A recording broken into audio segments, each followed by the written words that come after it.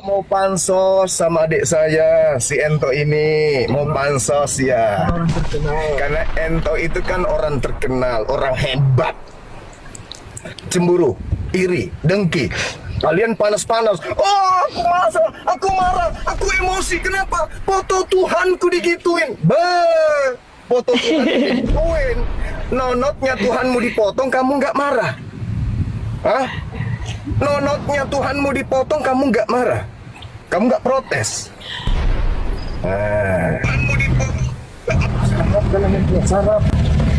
Dan kalau sampai itu terjadi, ingat ya, kalau sampai itu terjadi, berarti kalian yang memulai. Ini ketua pembina, ya, ketua pembina Apologet Islam Indonesia. Kalau sampai ada yang terjadi dengan adik kami, kalian yang memulai. Jangan salahkan saya. Allah Akbar. Takbir, takbir. Mantap. Kalian mengatakan, kami sudah memaafkan. Kami sudah memaafkan, tapi proses hukum harus tetap berjalan loh. Kalau kau memaafkan, tidak ada proses hukum. Hah?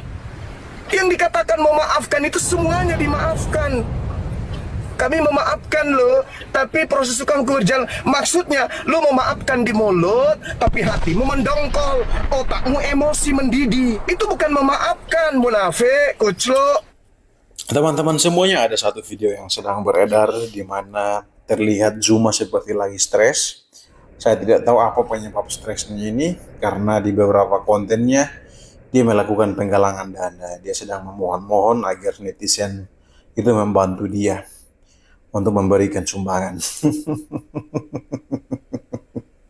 Di sini teman-teman kita lihat Zuma mengatakan bahwa dia adalah seorang ketua Apologet Islam Indonesia. Jadi mungkin dia mau mengatakan bahwa dia adalah seorang yang luar biasa, sehingga dia menyatakan secara tegas bahwa siapapun yang mengorek Ratu Entok maka akan berhadapan dengan dia, dan jika terjadi sesuatu maka bukan tanggung jawab dia. Saya pikir ini statement yang sangat-sangat berlebihan. Kenapa? Karena tidak sedang terjadi permusuhan antara Islam dan Kristen, tidak ada. Tetapi yang terjadi saat ini adalah murni pelanggaran hukum.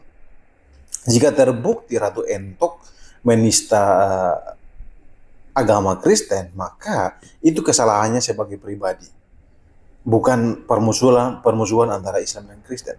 Jadi tanggapan Zuma sebagai seorang ketua Apologet Islam Indonesia, saya pikir terlalu berlebihan. Negara kita adalah negara hukum. Ketika seorang melakukan pelanggaran hukum, maka dia akan berhadapan dengan pihak yang berwajib, ya kan? Dalam hal ini banyak pengacara-pengacara, orang-orang hukum yang melihat bahwa yang dilakukan oleh Ratu Entok itu adalah penistaan, sehingga dia dilaporkan. Jadi tidak sedang terjadi permusuhan antara Islam dan Kristen. Jadi saya pikir jangan berlebihan Zuma memberikan statement ya. Tidak perlu memprovokasi orang lain. Biarkan proses hukum berjalan. Nah, umat Kristen memaafkan Ratu Entok. Ya betul, saya secara pribadi memaafkan itu. Saya mendoakan Ratu Entok biar diberkati Tuhan selalu. Keluarganya diberkati Tuhan, apa yang dikerjakan diberkati Tuhan. Nah, dalam hal ini bukan berarti ketika kita memberikan maaf kepada Ratu Entok maka proses hukum tidak berjalan. Oh enggak, proses hukum biarlah tetap berjalan untuk memberikan efek jerak kepada Ratu Entok. Nah, bukan hanya memberikan efek jerak kepada Ratu Entok, tetapi untuk semua mungkin oknum-oknum yang mau melakukan mau menista keyakinan lain menjadi jerah seperti itu. Jadi saya pikir ini pelajarannya cukup besar. Bukan hanya kepada Ratu Entok sebagai pribadi, tetapi bagi kita semua, Kristen maupun Islam. Orang Kristen pun tidak dibenarkan untuk menghujat keyakinan yang lain. Demikian juga untuk Islam juga tidak dibenarkan untuk menghujat keyakinan yang lain, Hindu, Buddha, dan sebagainya. Karena apa? Kita di sini negara hukum dan semua kita umat beragama di Indonesia itu dilindungi, teman-teman ya. Jadi ketika salah satu orang, contohnya dari Kristen, menghujat Islam, jangan anggap dia itu musuh besar. ya kan? Jangan, tapi dia sebagai pribadi dia melakukan kesalahan, maka laporlah dia supaya dia diadili. Dia diproses hukum sesuai dengan hukum yang berlaku di Indonesia.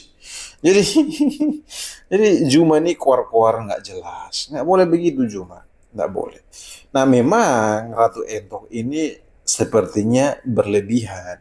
Kenapa Ratu Entok harus diproses hukum? Dia sudah melakukan kesalahan dengan menunjukkan foto Yesus. Di sana ada lambang salibnya jelas-jelas dan foto itu pun diyakini sebagai Yesus. Ya kan? Orang Kristen mayoritas meyakini foto itu sebagai Yesus dan gambar itu identik dengan kekristenan. Jadi saya pikir sah-sah saja ketika ada beberapa kelompok tidak suka dengan tindakan yang dilakukan oleh Ratu Entok. Kemudian Ratu Entok secara pribadi tidak memberikan permintaan maafan secara tulus. Malah dia memberikan klarifikasi bahwa dia mencari laki-laki yang gondrong. Nah kan laki-laki yang gondrong di pencarian Google itu dan muncullah Yesus. Saya pikir itu tidak mungkin.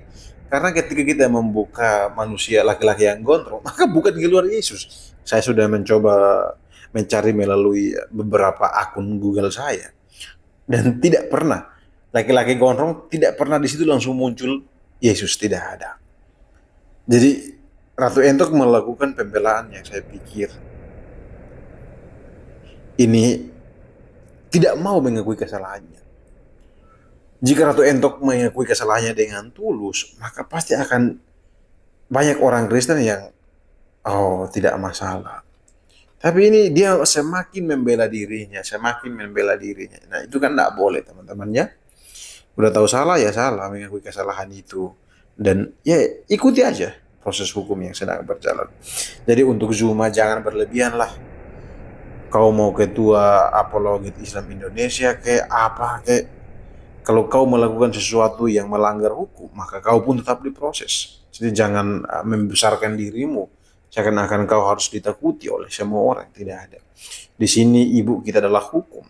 Hukum harus ditaati. Penegakan hukum harus dilakukan supaya terciptanya kerukunan, keadilan di Indonesia. Mungkin itu poinnya. Jadi jangan berlebihan teman-teman ya.